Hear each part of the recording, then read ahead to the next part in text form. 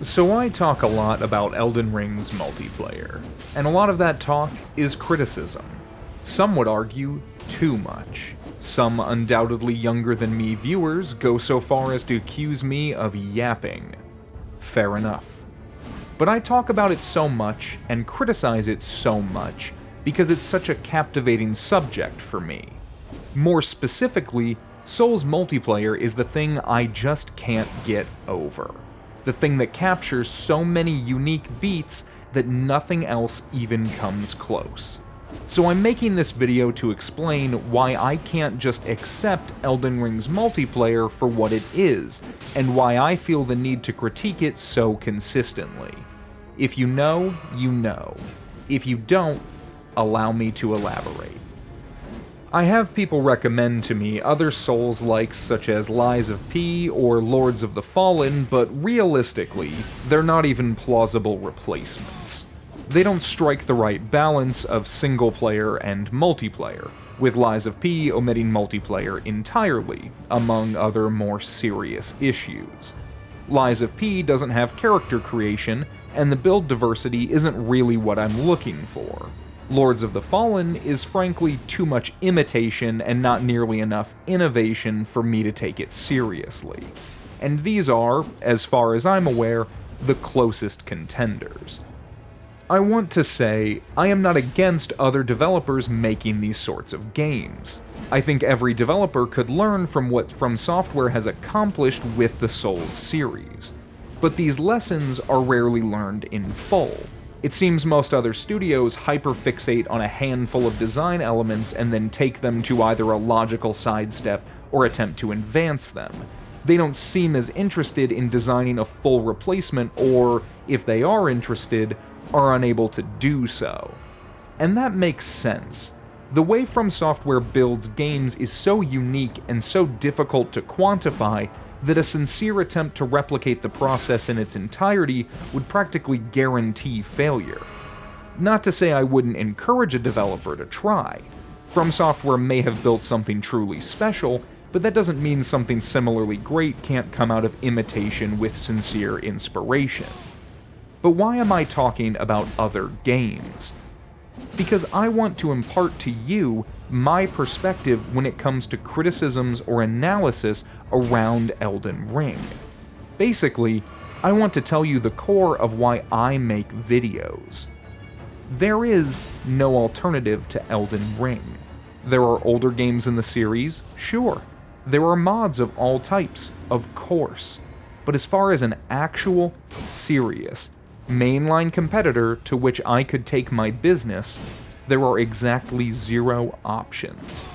There is no other game that captures the interwoven single-player and multiplayer within the scope of top-tier lore and world-building, with character creation and build crafting, with tone, visuals, and audio design all to match. There's nothing even close. Nothing that encapsulates the delicate balance that is a true Souls game. Which is why, for someone like me, it's so hard to accept Elden Ring. Don't get me wrong, I love the game. Truly, I do.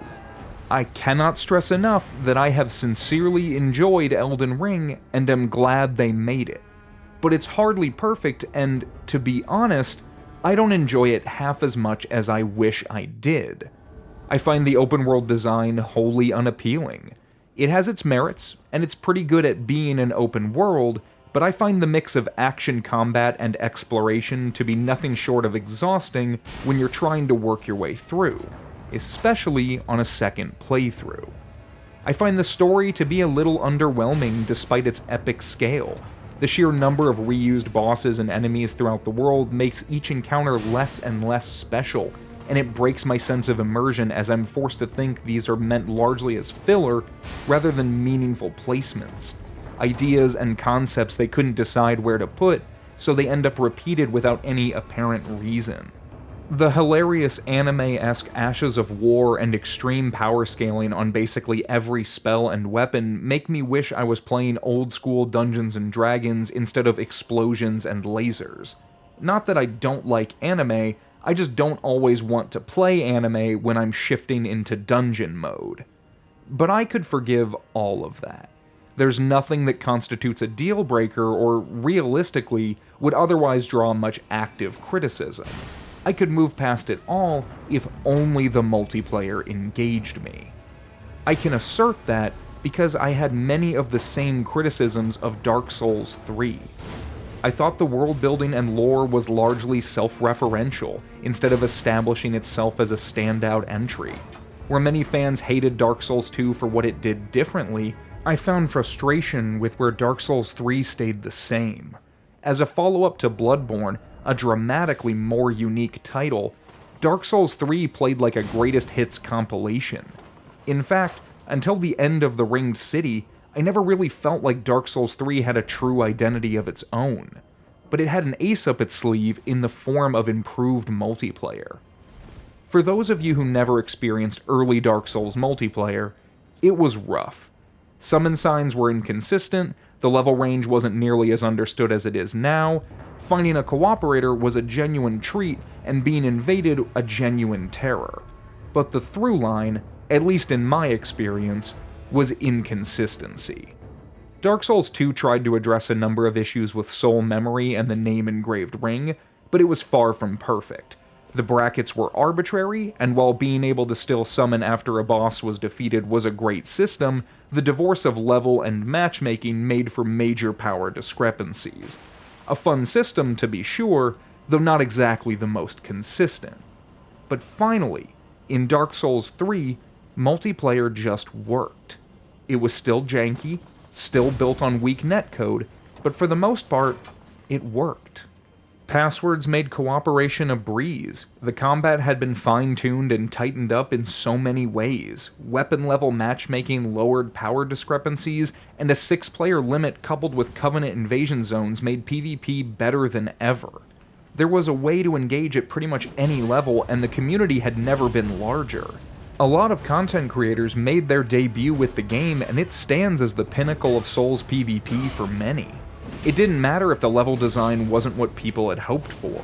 It didn't matter if the lore was a bit rehashed or a little repetitive. The comparably next-level multiplayer experience was enough to keep tons of players engaged for years. Which, when we compare it to its spiritual successor in Elden Ring, the issue becomes apparent. It's 2 steps back. No Covenants means not only is there functionally no in-game motivation to participate in multiplayer, but the exclusion of invasion zone Covenants means invading and being invaded becomes painfully one note. Even cooperation takes a hit when you can't actually do most of the exploration with a friend. It's all fractured in the same way it was in every other title, but with the notable exception of being a game that is at least half traversal and exploration. Without a proper multiplayer experience, without the Covenants or 3v3 or invasion zones, the reasons to engage are just too few. It's a great game, no doubt. It's worth the vast majority of its accolades. It's just not a very good multiplayer title. And I know I'm hard on the game as a whole when, in reality, the multiplayer is basically a tertiary function. But as I already established, it's the only multiplayer experience I have. And it's more than that. It's an outright degradation of the only multiplayer experience I have. When the only series that offers the sort of gameplay you want releases its biggest title with zero focus on that gameplay, it's hard to just accept it and enjoy it for what it is. It merits criticism. Because the foundation is there. The game has all the pieces to make it great. The combat system has been refined, the build options are substantial, and the game just feels good to play. They've done it before, and they could do it again. But Elden Ring is hyper-focused on everything that isn't multiplayer. It defies that part of its legacy, leaving players like me with essentially nothing to do. A void has been left, and so far, nothing has filled it. I've been recommended seamless co-op since invasions were added, as it addresses at least my issues with player limit, but even then, I don't know that it's enough. Its invasions are a voluntary toggle, which is a double-edged sword. On the one hand, you're more likely to get invasions against willing participants, which can potentially reduce the risk of toxic play or time waste. On the other hand, players getting to decide whether or not they can be invaded is sort of counter to what an invasion is. It's an imperfect middle ground, but hey, at least they're trying. And in return, I'm going to try Seamless soon because I want to see just how much better it feels, but I maintain that what I want is a better official experience. Not only because it's better for everyone, but because when a game is designed from the ground up to support good multiplayer, it typically works a lot better than trying to fix it after the fact. And I should point out, Elden Ring's design is so far removed from accommodating a multiplayer experience like what we had in Dark Souls 3 that without a major overhaul, any possible changes at this point might amount to little more than quality of life improvements. I still want those changes, to be sure. I want the Taunter's Tongue fixed, and I want it now. I want my higher player count, and I want invasion zones. I want a better arena, no question. But I also understand that this game was designed with essentially no focus on multiplayer, meaning the problems are fundamental. I have often dreamed of Souls games giving us a true endgame experience. One where, when you finished the story and made all your choices, you were given access to something more than New Game Plus. Some way to embrace the multiplayer in a no-holds-barred sort of way that would give everyone an opportunity and reason to engage with the incredibly unique multiplayer with the baggage of progression management behind them. It's something I think is widely pined for in the Souls community, a title that actually embraces a lot of players' favorite aspect of the series. Elden Ring is the antithesis of that for those players. It's the literal opposite of a move toward more robust multiplayer. And that's why I can't bring myself to just accept it the way it is. It's why I want it changed so badly. I have no true alternatives. I need it to be better. I have nowhere else to go. So that's why I'm so critical. And please, understand that my criticisms are born out of adoration and longing, not bitterness or apathy. I want these games to be the best they can be for every player, and Elden Ring's biggest failing is its multiplayer. For all the accolades, for all the new players gained, it dropped the ball and is showing no signs of picking it back up. I can only hope they listen to the community and, if nothing else, make up for it in a future release. And I want other developers to try and pick up the slack. I think there's a huge spot in the market for anyone willing to make a more multiplayer-focused Souls-like that understands the appeal and can give players a proper experience. But for my money, From Software has the advantage and remains the most likely candidate. Even on their worst day, when they aren't even trying, their multiplayer has appeal. They have tons of experience and it shows, even when they ignore obvious lessons. They're still the team to beat, and it's their lead to lose. That's all for this video. I know it's a little tangential, but I wanted to offer a clarification for anyone who isn't sure where I'm coming from when I drag this game or make hot takes on why things were designed a certain way, or what From Software really wants for their players. I'm just approaching the end of a very long and disappointing road with a game I thought might be the greatest of all time. On a more positive note, this channel has given me a very helpful outlet to process all of these emotions, and I could not be more grateful to my community. So please, leave a comment about how you're handling the ride out. I'm curious as to what keeps everyone going and engaging with the game. Let me know how you're feeling and what you want to see from this channel. And if you liked the video, consider leaving a like. If you want to see more videos like this, maybe consider subscribing. It means a lot to have people sharing in this trying time, and any engagement is much appreciated.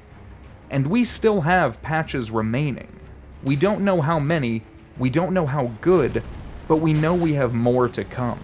It's not too late for FromSoft to give us a proper send-off and elevate Elden Ring to its rightful place as a truly great multiplayer experience. Let's keep the pressure up and let them know what we want. We don't stop fighting till we hear a bell. Until then, thank you for watching.